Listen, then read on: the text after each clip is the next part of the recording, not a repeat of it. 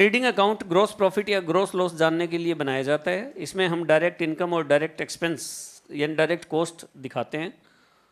Cost of good sold कैसे निकलता है? मैंने आपको बताया था कि ट्रेडिंग अकाउंट में यहाँ आता है सेल और यहाँ आता है कॉस्ट ऑफ गुड्स सोल्ड, और डिफरेंस जो है या तो ग्रॉस प्रॉफिट आएगा या ग्रॉस लॉस। लो जी अच्छा, मैं फिर और बता दूं, ग्रॉस प्रॉफिट हम नहीं लिखते, यहाँ लिखते हैं to P and L. Gross loss भी नहीं लिखते, हम यहाँ लिखते हैं बाय पी एंड एल, क्योंकि ग्रॉस प्रॉफिट या ग्रॉस लॉस को हम किस में ट्रांसफ़र करते हैं? पी एंड एल में। तो मुझे आप एक बात बताओ, ग्रॉस प्रॉफिट की जर्नल एंट्री क्या होती होगी? ग्रॉस प्रॉफिट की जर्नल एंट्री क्या होती है? Trading account debit to P and L account. और लॉस की एंट्री क्या होती है? P and L account. Very good, ठीक है। चलिए अब देखिए, मान लीजिए हमारे पास ओपनिंग स्टॉक है 10,000 का, और मैं बताऊं आपको 10,000 है, मान लीजिए 1,000 kg, 1,000 kg। फिर आपने 20,000 kg और परचेज कर लिया, 20,000 kg और परचेज कर लिया, और वो मान लीजिए है आपका 2,50,000 का। अब रेट वेट के चक्कर में मत पड़ना, कोई ज़्यादा दिमाग लगाए, माल तो सस्ता महंगा होता रहता है कि ओपनिंग स्टॉक जब था तो सस्ता था, अब परचेज किया तो महंगा हो गया, ये सारे काम तो हो सकते हैं। इस परचेज में से परचेज रिटर्न हो गया बॉस 1,000 kg, सॉरी ये 2,000 कर देते हैं अपन, सारा 2,000 kg। तो बताना ये 50,000 हो गया क्या? देखना, अरे 20,000 है, 250 है 20,000 का, तो 2,000 कितने का हुआ? 25,000, 25,000। लो जी, ये माइनस हो गया। और इसमें डायरेक्ट एक्सपेंस, अब डायरेक्ट एक्सपेंस में क्वांटिटी नहीं आती कभी, इसी माल के ऊपर डायरेक्ट एक्सपेंस खर्च हुए 60,000। तो मुझे ये बताओ ये क्वांटिटी कितनी हो गई? 121, और 2 माइनस गया तो कितना रह गया? 19,000 kg। और ये कॉस्ट बताओ कितनी हुई? 2,95,000 बता रहे हैं। Is it okay? 295,000 ना? लो जी, इसे बोलते हैं cost of goods available for cell. ये ध्यान रखना, आपके एमसीक्यूज के अंदर या छोटे जो क्वेश्चंस हैं उसके अंदर कई बार आ जाता है। हमें लगता है, हम जल्दबाजी में ये देखते हैं कि कॉस्ट ऑफ गुड्स सोल्ड पूछा जा रहा है, और सामने वाला क्या पूछ रहा है? Cost of goods available for cell. जरा ध्यान देना इस पॉइंट पे। आपके पास 1,000 kg गुड्स तो पहले से रखा हुआ था, तो वो 10,000 उसकी कॉस्ट थी। फिर आपने 20,000 kg और परचेज कर लिया, और उसकी कॉस्ट थी 2,50,000। उसमें से 2,000 kg जो है वो रिटर्न हो गया, और वो कितने का हुआ? 25 का। और उसको रेडी फॉर सेल करने के लिए डायरेक्ट एक्सपेंस हो गए 60,000। तो 19,000 kg आपके गोडाउन में है, ध्यान रखना 19,000 kg आपके गोडाउन में है, और 2,95,000 उसकी कॉस्ट है। आज के दिन ग्राहक आता है, ध्यान से सुना, आज के दिन ग्राहक आता है तो उसको आप कितना माल बेच सकते हैं? 19,000 kg। तो cost of goods available for cell है 19,000 kg, and it's cost is 2,95,000। ठीक है। जब ग्राहक आया, आप इसमें से सिर्फ 16,000 kg माल बेच पाए और 3,000 kg माल नहीं बेच पाए। तो आप कितना बेच पाए? 16,000 kg। अच्छा, इस स्टॉक की कुछ वैल्यू निकाली जाती है, वो कैसे निकालते हैं वो बाद में बात करेंगे, हम चक्रों में नहीं पड़ते। और यहाँ पर ये वाली अमाउंट बच गई। अब बताओ, कुछ मैं ऐसा करता हूँ, मान लीजिए इस क्लोजिंग स्टॉक की वैल्यू आ गई 35,000। लो, ज़्यादा दिमाग मत लगाना कैसे आई है, ये चैप्टर में आएगी। तो ये कितना आ गया? 2,60,000। बताओ कॉस्ट ऑफ गुड्स सोल्ड कितने का हुआ? आपके पास अवेलेबल कितना था गोडाउन में? 19,000। उसमें से क्लोजिंग स्टॉक कितना रह गया? 3,000। तो आपने सेल कितना कर दिया? 16,000। जो बेचने के लिए अवेलेबल था उसमें आपका एक्सपेंस कितना आया हुआ था, खर्चा कितना आया हुआ था? 2,95,000। और जो बच गया उसकी कॉस्ट कितनी है? 35,000। तो जो बेच दिया उसकी कॉस्ट कितनी है? 260। मान लीजिए कॉस्ट ऑफ गुड सोल्ड तो है 260, और आपने इसे बेच दिया 350 में। बताओ 260 का सामान 350 में सेल कर दिया, तो ग्रॉस प्रॉफिट कितना आ गया आपका? 90,000। मैंने आपको क्या सिखाया? दो शब्द हैं, cost of goods available for sale और कॉस्ट ऑफ सेल्स। तो cost of goods available sale में क्या अलग होता है? उसमें क्लोजिंग स्टॉक इंक्लूड होता है, और क्लोजिंग स्टॉक एक्सक्लूड कर दो तो क्या आ जाता है? Cost of goods sold. तो ध्यान रखना, एग्जाम में ये मैटर नहीं करता कि आपकी बैलेंस शीट मिलती है या नहीं मिलती। हो सकता है 4 मार्क्स का एक क्वेश्चन आए और कहे बेटा cost of goods available for cell निकाल के दिखाओ, और आप बाहर आके कहो आउट ऑफ सिलेबस था। आउट ऑफ सिलेबस नहीं था, ये इसी का ही पार्ट है। ठीक है, क्लियर है ये चीज़? और ये 35,000 निकलता कैसे है, इसके लिए हम अलग से चैप्टर डिस्कस करेंगे, इसके लिए कोई बात करने की अभी ज़रूरत नहीं है। ठीक है जी, चलिए।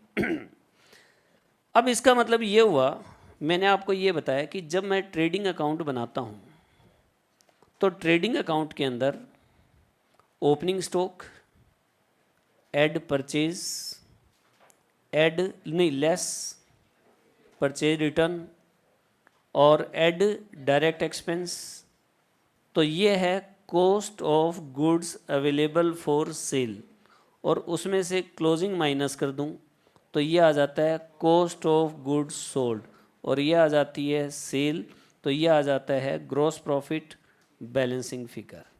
अब बताओ ग्रॉस प्रॉफिट की जर्नल एंट्री क्या हुई? Trading account debit to P and.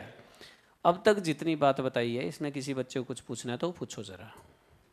हाँ, एक बात आप पूछ सकते हैं कि सर ये क्या पढ़ा रहे हो, हमें तो ऐसे पढ़ाया गया है कि देखो ट्रेडिंग अकाउंट कुछ ऐसे बनता है, सबसे पहले लिखते हैं यहाँ ओपनिंग स्टॉक, फिर यहाँ लिखते हैं हम परचेज, लेस परचेज रिटर्न। लेकिन ये बात तो मैंने पहले ही कह दी थी आपको कि लेस करने की ज़रूरत क्या है? अगर आपका गुड्स है, परचेज किया 2 लाख का और 10,000 का वापस कर दिया, तो आपने कितना दिखाया है यहाँ? इतना 1,90,000। याद है इसके बारे में मैंने कोई बात बताई हुई है आपको? क्या मैंने कहा? जब ये गुड्स परचेज करते हैं तो इसकी जर्नल एंट्री क्या होती है?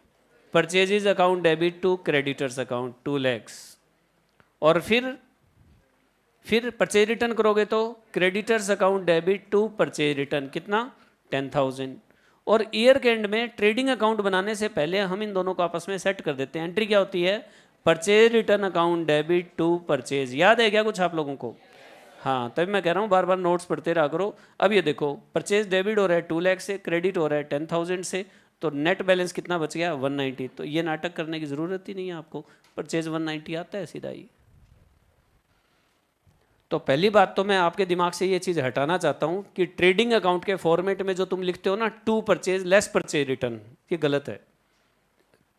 इसके लिए एडजस्टमेंट एंट्री करो आप, purchase return account debit to purchase, तो परचेज ऑटोमेटिक नेट बैलेंस रह जाएगा। ठीक है, ओके। और क्या सिखाया गया आपको? देखो इसका मतलब ये है कि आपको यहाँ सीधा परचेज लिखना है, कितना? 190। उसके बाद आपने डायरेक्ट एक्सपेंस, वेजीज, कैरेज, ठीक है, फ्रेट, ये लो। और क्या सिखाया गया आपको यहाँ? सेल। और क्या सिखाया गया है? Closing stock. तो यहाँ क्या आ गया आपका? ग्रॉस प्रॉफिट, जिसे किस में डाल देते हैं? पी एंड एल के अंदर। क्या आपको इसमें और इसमें कोई फर्क नजर आ रहा है? देखो जरा, एक तो क्लोजिंग स्टॉक का फर्क आ रहा है सर। अच्छा, मैंने आपको क्लोजिंग स्टॉक की जर्नल एंट्री बताई है, stock account debit to purchase. मैंने आपको ये बताया कि ट्रायल बैलेंस से पहले स्टॉक का पता लग जाए तो एंट्री होगी स्टॉक टू परचेज, और वो कहाँ मिलेगा? स्टॉक ट्रायल बैलेंस के अंदर। इस बात को मैं फाइनल अकाउंट्स विद एडजस्टमेंट में दोबारा बताऊंगा। और अगर ट्रायल बैलेंस बनाने के बाद स्टॉक पता लगे तो कहाँ मिलेगा आपको? ट्रायल बैलेंस के बाहर। तब उसकी जर्नल एंट्री होगी stock account debit to trading account, और generally closing stock trial balance बनाने के बाद ही पता चलता है। जब क्लोजिंग स्टॉक ट्रायल बैलेंस बनाने के बाद पता चलता है तो इसकी एंट्री यहाँ होती है, क्लोजिंग स्टॉक। ठीक है, आप अगर देखोगे इसको गहराई से तो डेबिट में परचेज है 190 और क्रेडिट में स्टॉक है मान लो 35,000। तो बताओ इसमें से माइनस हो रहा है कि नहीं हो रहा? हो रहा है ना। डेबिट के अंदर परचेज है और क्रेडिट के अंदर क्लोजिंग स्टॉक है, तो नेट बैलेंस तो आ ही गया ना। कितना आ गया? 155 आ गया क्या? हेलो, 155। लेकिन मैं आपको बता दूं, इस स्टॉक के अंदर परचेज, वेजेस, कैरीज, फ्रेट, ये सारे खर्चे इंक्लूड होते हैं जब हम वैल्यू निकालते हैं इसकी। लेकिन ये पॉइंट थोड़ा सीरियस ज़्यादा है, इसको हम फिर कभी डिस्कस करेंगे। ये तो ध्यान होगा आपको, मैंने बताया था कि ये जो क्लोजिंग स्टॉक निकलता है ना, उसमें खाली परचेज की कॉस्ट नहीं ली जाती।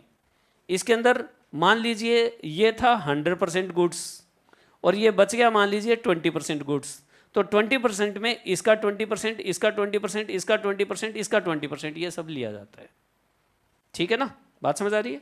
तो इसकी वैल्यूएशन की बात बाद में करेंगे। आपने जो फॉर्मेट पढ़ा है वो बिल्कुल सही पढ़ा है, लेकिन इसको गहराई से अगर आप देखेंगे तो हमेशा आपको इस तरह से देखना है इसे, कि ट्रेडिंग में कितनी आइटम आती है? 2। क्या? सेल और कॉस्ट ऑफ सेल्स। प्रॉफिट या लॉस अपने आप आ जाएगा। हाँ, कॉस्ट ऑफ सेल्स को अगर हम बात करें तो ये डिटेल में ऐसे निकलता है सारा। क्लियर है चीज़?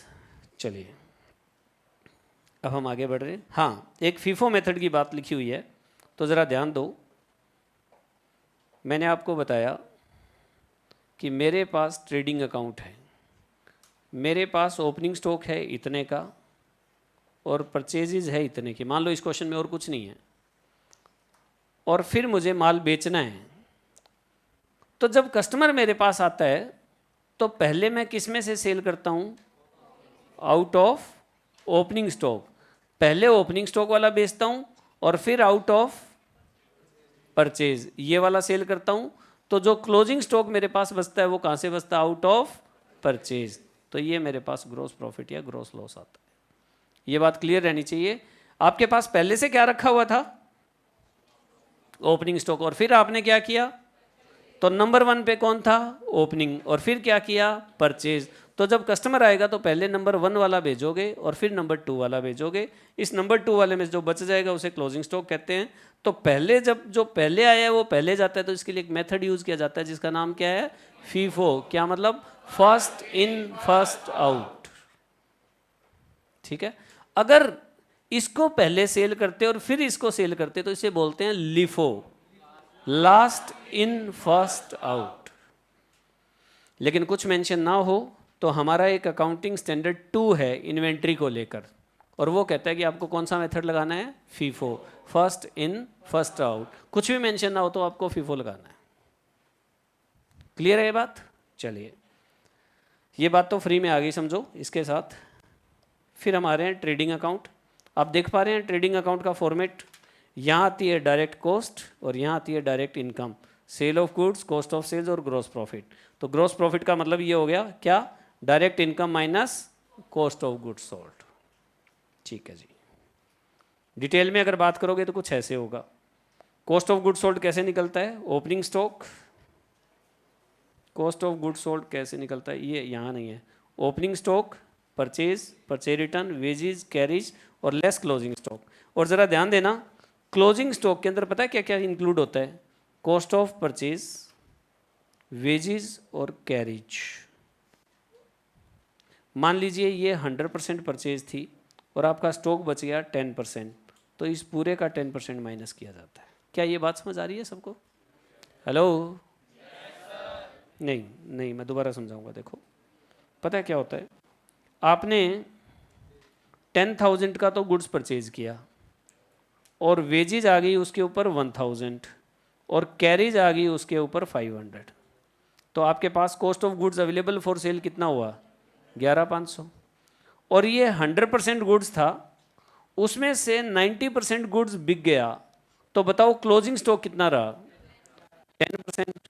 तो 10% हम ऐसे निकालेंगे 1150। क्लोजिंग स्टॉक में खाली ये इंक्लूड नहीं होता, इसका 10%, इसका 10% और इसका 10%, सारी चीज़ें इंक्लूड होती है क्लोजिंग स्टॉक में। और फिर हम इसकी मार्केट वैल्यू देखते हैं जिसको एनआरवी कहते हैं। और आपको याद है क्या? ऐसा तो सिखाया होगा, closing stock is valued at cost और विच एवर इज। हाँ जी, लास्ट बेंच बताना ज़रा। हाँ जी, ब्राउन टी शर्ट। हाँ जी, हाँ शाबाश, माइक लो।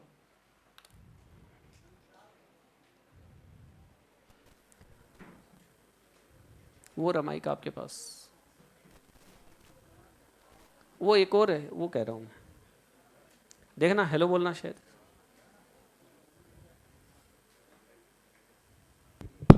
हेलो। हाँ जी, क्या समझाया? क्या समझाया? बोलो शाबाश।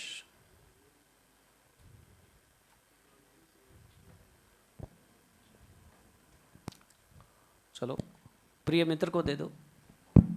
हाँ जी, क्या समझाया? सर फीफो समझाया है। उसके बाद वो फीफो पहले हो गया, उसके बाद कुछ समझाया? हाँ जी सर। उसके बाद क्या समझाया? उसके बाद सर आपने बताया जो है ना हमारी वो नहीं होता क्लोजिंग स्टॉक, हाँ, वो उस सारी आइटम नहीं होती जो ऊपर, उन सब का है ना टोटल होता है, तो उसी को ही माइनस कर देते हैं हम, उसमें सारी चीज़ें इंक्लूड होती हैं।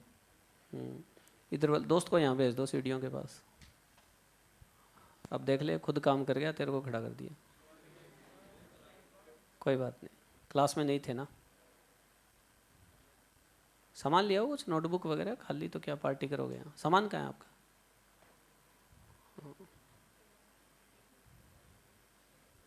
इधर यहाँ सीढ़ियों के पास खड़ा कर दो, बिना कमर लगाए।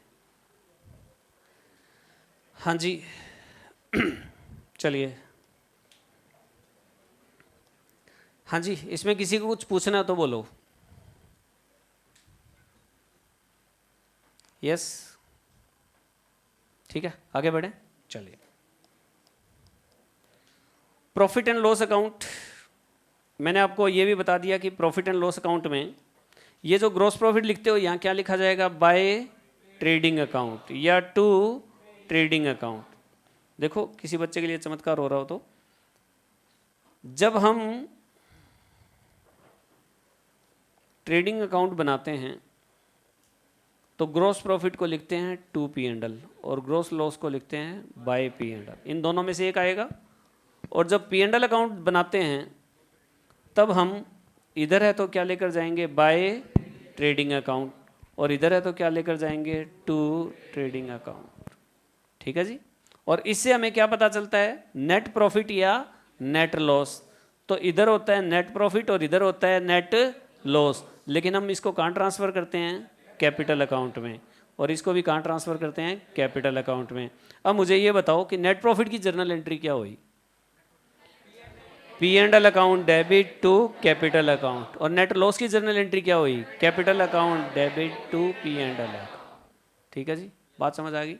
अब ये समझ लो, अभी तो मुझे नहीं पता कि शायद हो सकता है कुछ बच्चों को समझ आया नहीं आया, वो चुप रह गए हों, लेकिन क्लास के अंदर जो इस तरह से सुर में सुर मिलाकर बोल रहे हैं ना, वही बच्चे आगे जाएंगे। चाहे चुप रहने वाले 100 में से 100 नंबर ले जाए तो भी बगले झांकेंगे इधर उधर, बोलने की औकात नहीं होगी उनकी। ठीक है, तो जो बात क्लास में की जाए वो उसको इंटरेक्ट किया करो, चाहे तुम अपने आप में कितने बड़े खाम खा हो।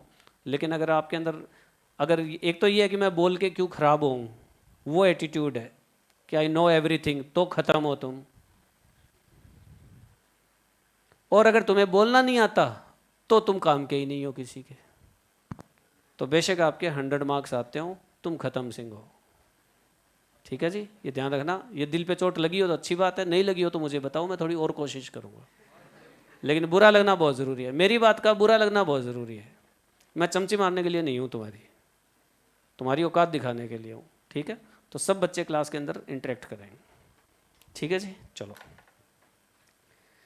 हाँ जी, चलिए, ये बातें भी सारी हो चुकी है कि हम इनडायरेक्ट एक्सपेंस, इनडायरेक्ट इनकम हम लेते हैं। और डिटेल में अगर फॉर्मेट की बात करें तो ये देखो कि office and administration, selling, distribution, miscellaneous expenses, indirect income, miscellaneous income, ये सारी की सारी यहाँ पर आती है। ये फॉर्मेट आपके मतलब का ही है, आप देख लेना इसको। लो जी, अब हम आ रहे हैं सेलम बीट पे। किस पे? बैलेंस शीट पे। हाँ, बैलेंस शीट पे। बात बस ऐसी है यार, कुछ नहीं, बस कॉलेज टाइम में, स्कूल टाइम में गालियाँ निकालते थे तो ऐसे ही निकालते थे, काले सुते।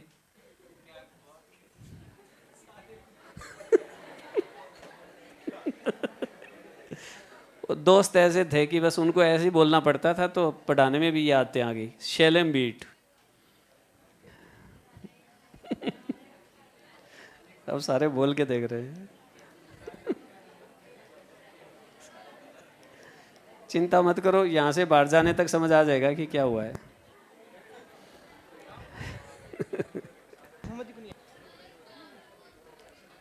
अच्छा जी, क्लास में सफोकेशन हो रही है, चलो आप क्लास से बाहर चले जाओ।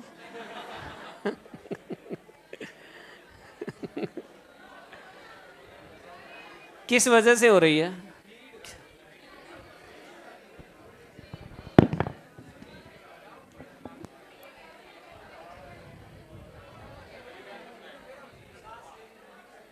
देखो जरा एक बार। नहीं तो ये एसी क्यों नहीं, एसी सारे चला रखे होंगे। नहीं चल रहा ये नहीं चल रहा। नहीं ये वाला नहीं चल रहा, वो लड़का कह रहा है ये वाला। हाँ तो चला गया वो फिर सारे।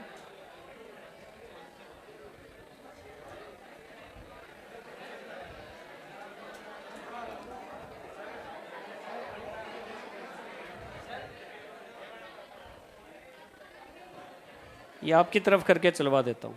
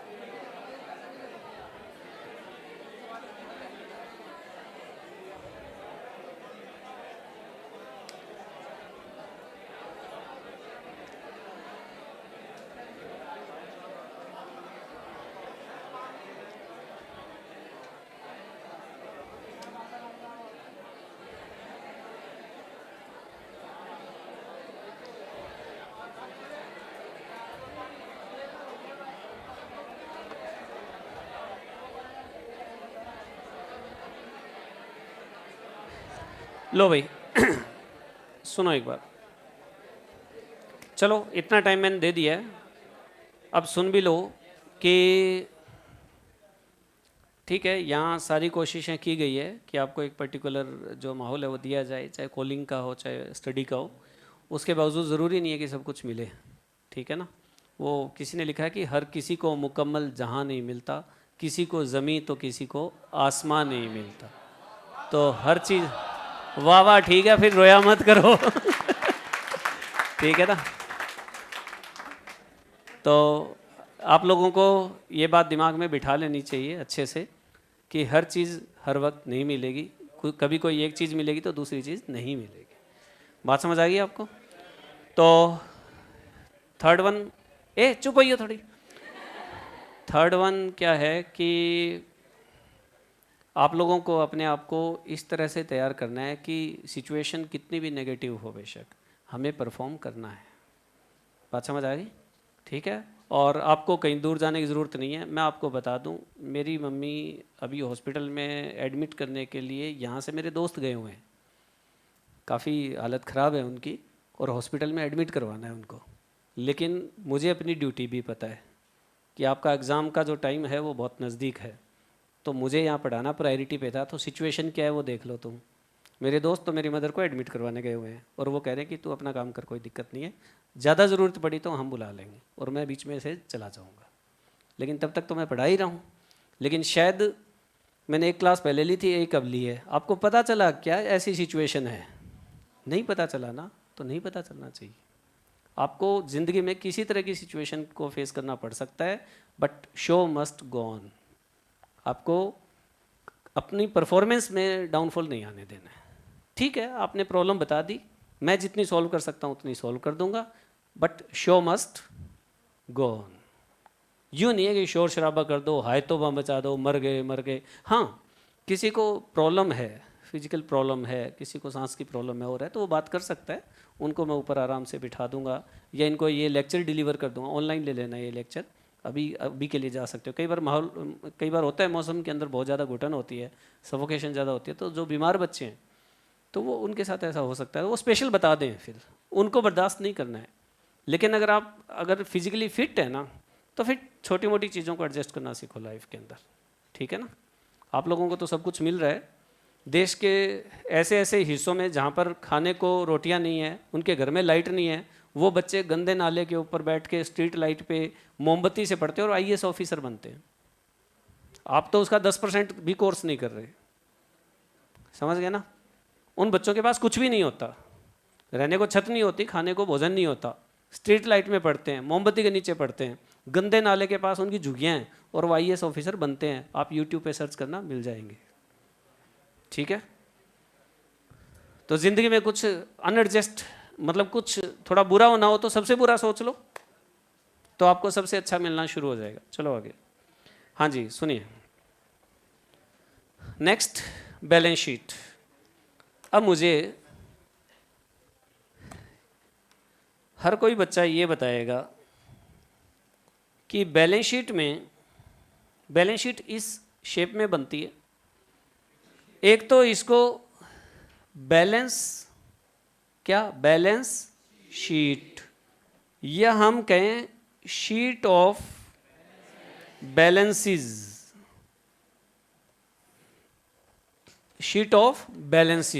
आराम से शीट ऑफ बैलेंसेस मतलब ये हुआ कि जो ट्रायल बैलेंस के अंदर जो आइटम्स होती हैं उनको हमने 3 हिस्सों में डिवाइड कर दिया।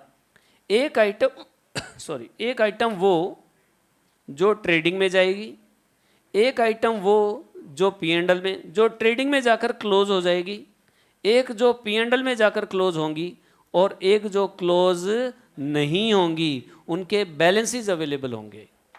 तो जो आइटम यहाँ आ चुकी है और यहाँ आ चुकी है, वो आइटम यहाँ और यहाँ नहीं आएगी, लेकिन जो आइटम क्लोज नहीं हुई है वो कहाँ आएगी? बैलेंस शीट में, लिस्ट ऑफ बैलेंसेस। तो पहली बात तो ये है कि जो आइटम ट्रेडिंग में आ गई और P&L में आएगी वो बैलेंस शीट में नहीं आएगी। लेकिन फिर सवाल आता है सर क्लोजिंग स्टॉक, हाँ डेप्रिसिएशन की बात तो मैं बाद में करूँगा, लेकिन क्लोजिंग स्टॉक ट्रेडिंग अकाउंट में भी आता है और बैलेंस शीट में भी आता है। इसको मैं फिर एडजस्टमेंट के साथ समझा दूंगा, ठीक है? समझा दिया है वैसे तो काफ़ी, लेकिन दोबारा फिर बात कर लेंगे हम। चलिए, तो बैलेंस शीट का मतलब है शीट ऑफ बैलेंसेस, मतलब accounts they have not been closed are shown in balance sheet. यहाँ आती है क्या? एसेट्स, और यहाँ आती है क्या? लाइबिलिटीज़। अब मुझे ये बता दीजिए आप कि एसेट्स में लिखने की सीक्वेंस क्या होगी?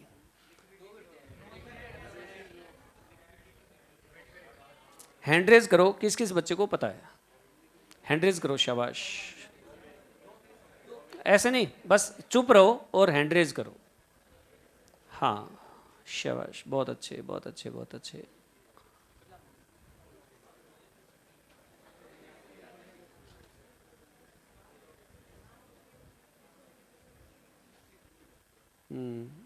हैंड रेज करना, हाँ जी, यस आप बताओ।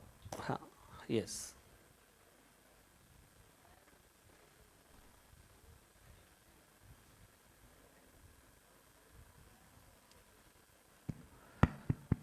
Sir in order of liquidity और इन ऑर्डर ऑफ परमानेंस के बेसिस पे। Very good.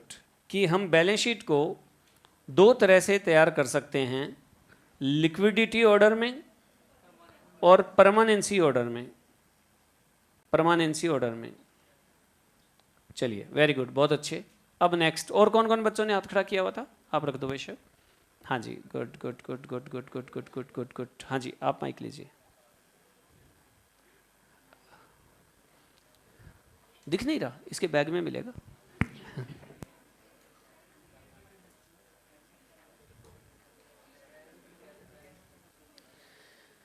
हाँ जी, लिक्विडिटी ऑर्डर क्या मतलब?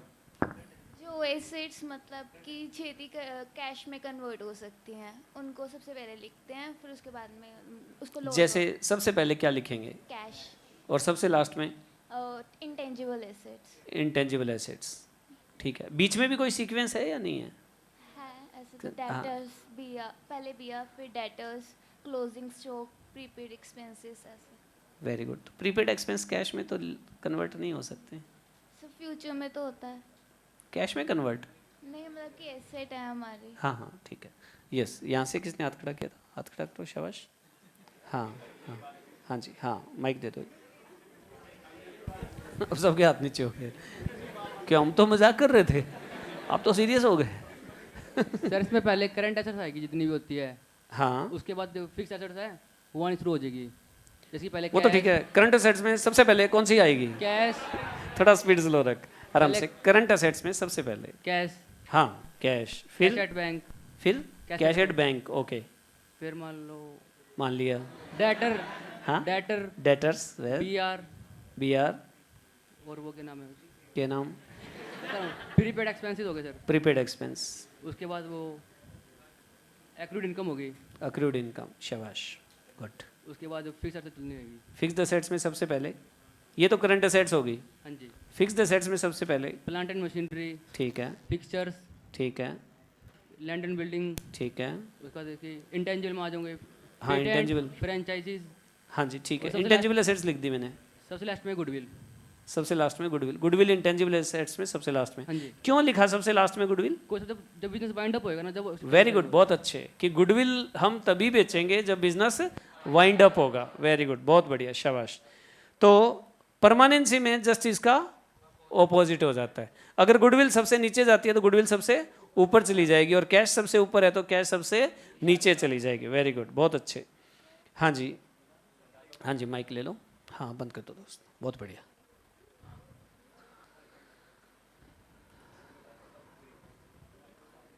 सिर्फ परचेज्ड गुडविल शो होती है अकाउंट्स में? हाँ जी, हाँ जी, परचेज्ड गुडविल, अभी हमने गुडविल के बारे में कुछ पढ़ा नहीं है तो हम जनरल बातचीत कर रहे हैं जी, गुडविल तो वो आएगी तो बस। राइट ऑफ भी होती है धीरे धीरे, तो लास्ट में क्यों रखेंगे?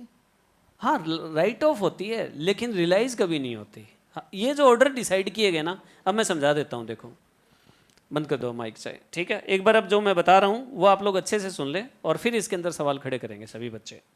सुनिए, बैलेंस शीट में be defined as statement which sets out the assets and liabilities of firm और an institution as a certain date. मतलब हम बैलेंस शीट को एक स्टेटमेंट के फॉर्म में कह सकते हैं जो अपनी एसेट्स और लाइबिलिटीज बताती है, और ये हमारी क्या बताती है जी, फाइनेंशियल पोजीशन, एसेट्स और लाइबिलिटीज ये दिखा दिया आपने, ये देखो। अब अरेंजमेंट करने के कितने, देखो ध्यान देना, इसके अंदर एक वर्ड यूज किया गया है ग्रुप्ड, एग्जाम के अंदर ये वर्ड आएगा, एसेट्स में be grouped in one of the following two veg.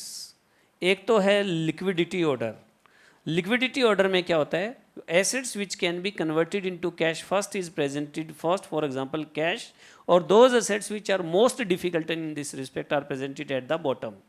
Liquidity, liquid, cash, आपको जब पैसों की ज़रूरत पड़े तुरंत अवेलेबल हो जाएगा। अगर आप उस एसेट को सबसे ऊपर दिखाना चाहते हैं कि जब पैसों की ज़रूरत हो तब वो अवेलेबल हो जाए, कैश आपकी पॉकेट में ही होता है। आपकी पॉकेट में पैसा है और आपके बैंक में पैसा है और आपने उधार माल बेच रखा है, तीन सिचुएशन है, पॉकेट में है, बैंक में है और उधार माल बेचा हुआ है, और पैसों की ज़रूरत है, तो सबसे पहले कौन सा अवेलेबल है, पॉकेट वाला, फिर बैंक वाला और फिर उधार वाला। अब उधार वाले में कौन है, डेटर। आप कह दो सर उससे कह दो पैसे दे दे, यार उसने कह रखा है मैं आपको 15 दिन बाद दूंगा, तो तुरंत क्यों दे देगा वो। एक क्रेडिट पीरियड होता है ना, 15 डेज, 1 मंथ, 2 मंथ, तो उसने बोल रखा है कि मैं इतने टाइम के बाद आपको पे कर दूंगा, तो इतने टाइम बाद देगा वो। हाँ, उससे पहले ले सकते हो आप उसे, लेकिन उसमें डिस्काउंट देनी पड़ेगी आपको। बात समझ आई? तो यहाँ पर क्या है, जो सबसे पहले रियलाइज हो सकता है वो सबसे पहले, फिर उसके बाद, फिर उसके बाद, फिर उसके बाद, फिर उसके बाद। ओके, आगे कहता है इसी तरह लाइबिलिटी जो सबसे पहले पे करना हो उसको हम सबसे पहले शो करते हैं। ये देखो आप, अगर आप बात करेंगे, ये देखो cash, bank, government securities. Government securities मतलब आपने गवर्नमेंट कंपनीज के अंदर पैसा इन्वेस्ट किया हुआ है और हम मान के चलते हैं कि ये पैसा सेफ होता है, आपको जब पैसा चाहिए तब आप निकाल सकते हैं। Yes. Other securities non government का हो गया, बीआर हो गया, डेटर्स हो गया, स्टॉक हो गया। यस। उसके बाद furniture, fixtures, plant and machinery, land and building, और बिल्कुल इंटेंजिबल एसेट्स मैंने इसलिए नहीं लिखा क्योंकि इसके अंदर क्या है, कॉम्प्लिकेशंस हैं। जैसे गुडविल में लिख दूं तो फिर झगड़ा शुरू हो जाएगा कि परचेज्ड है, नॉन परचेज्ड है, तो जब मैं इसके बारे में बताऊंगा तब बात कर लेंगे, अभी एक बार छोड़ दिया मैंने। ओके, इधर से लाइबिलिटीज़ की अगर बात करें, सबसे पहले बैंक ओवरड्राफ्ट। देखो भाई, इसमें ना बैंक ओवरड्राफ्ट मैंने लिया नहीं, लेकिन आप बैंक ओवरड्राफ्ट लिख सकते हैं। बैंक ओवरड्राफ्ट क्या है, एक ऑटोमेटिक बैलेंस होने वाला सिस्टम है कि जब आपका पैसा उसके अंदर आएगा तो आपका यहाँ से कट जाएगा और अदरवाइज आपका बैंक बैलेंस रहेगा। तो आप बैंक ओवरड्राफ्ट को ना मान के चलें, इसमें जो सीरीज़ लिखी हुई है हम उसको लेके चलते हैं। BP, creditors, outstanding expense. अब ये देखो, बीपी पहले लिखा हुआ है, क्रेडिटर बाद में लिखा हुआ है। तो बीपी पहले क्यों लिखा हुआ है, एक पर्टिकुलर डेट पर पे करना पड़ेगा, अदरवाइज कोर्ट में मुकदमा हो जाएगा। क्रेडिटर भी तो हो सकता है, हाँ, लेकिन क्रेडिटर भाईचारे की चीज़ है कि जैसे कोई कस्टमर आके कह दे कि सर मैं ना 3 दिन बाद पे करूँगा, हाँ कोई बात नहीं, तो आप भी तो क्रेडिटर को कह सकते हैं 3 दिन बाद पे कर देंगे। तो थोड़ा सा वहाँ पर लिबरेसी रहती है। ये कानूनी डॉक्यूमेंट है, आउटस्टैंडिंग एक्सपेंस, लोन और रिजर्व, और सबसे लास्ट में कैपिटल। अरे सबसे लास्ट में कैपिटल क्यों लिखा हुआ है? क्योंकि कैपिटल की पेमेंट हम तब करेंगे जब बिजनेस बंद करना हो।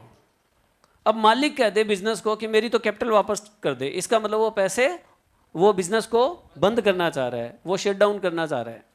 तो इसलिए हम कैपिटल को सबसे लास्ट में लिखते हैं। इसका मतलब ये हो गया, एसेट्स में बात करें तो सबसे ऊपर कैश, सबसे लास्ट में गुडविल।